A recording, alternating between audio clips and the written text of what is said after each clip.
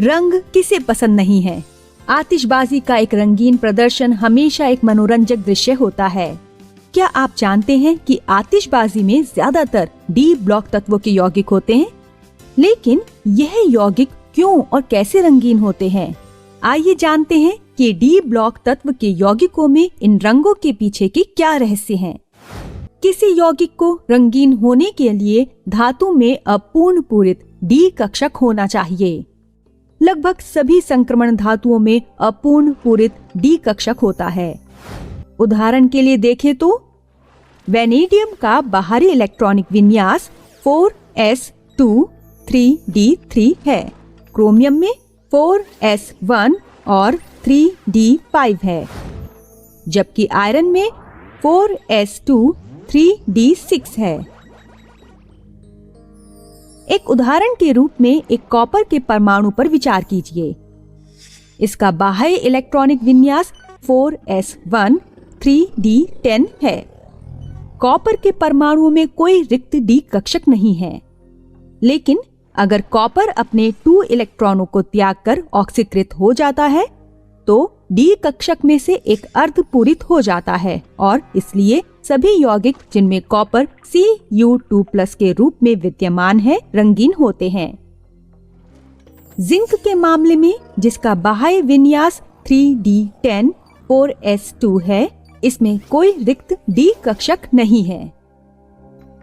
यहाँ तक कि जब यह Zn2+ आयन बनाता है तो इलेक्ट्रॉन 4s कक्षक से अवमुक्त होते हैं एवं 3d कक्षक अपरिवर्तित रहता है। इसलिए जिंक के यौगिक रंगहीन होते हैं।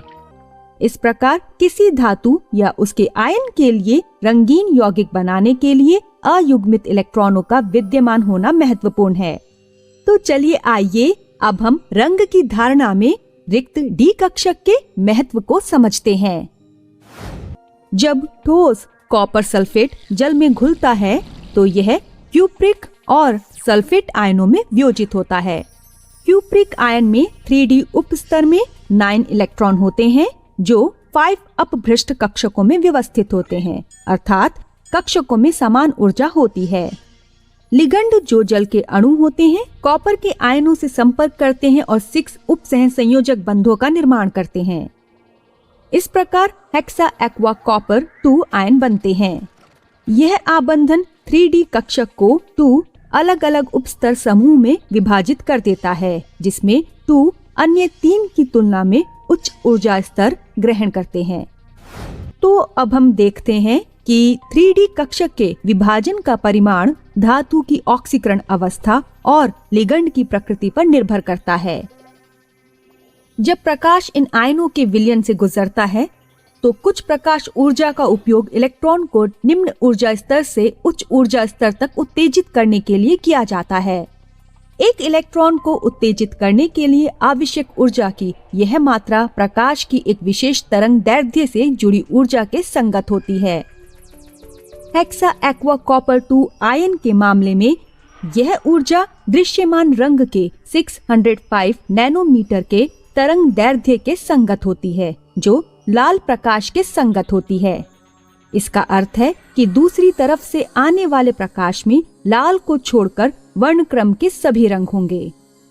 सभी रंगों की तरंग दैर्ध्य का मिश्रण हमारी आंखों को हरा नीला दिखाई देता है और यह लाल रंग का पूरक रंग है। इसलिए कॉपर सल्फेट हमारी आंखों को हरा नीला दिखाई देता है। हालांकि हमें यहाँ ध्यान रखना होगा कि तरंग दैर्ध्य का यह मिश्रण समान रंग के पेंट या रंजक के मिश्रण के समान नहीं है।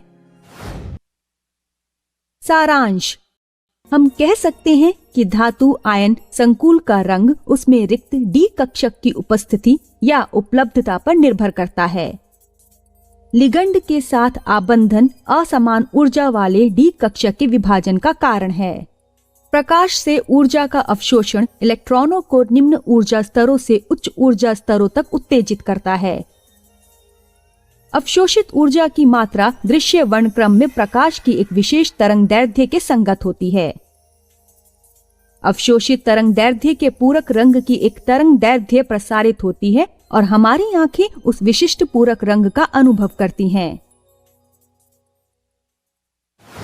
संक्रमण तत्वों के यौगिकों की भूमिका हर जगह होती है।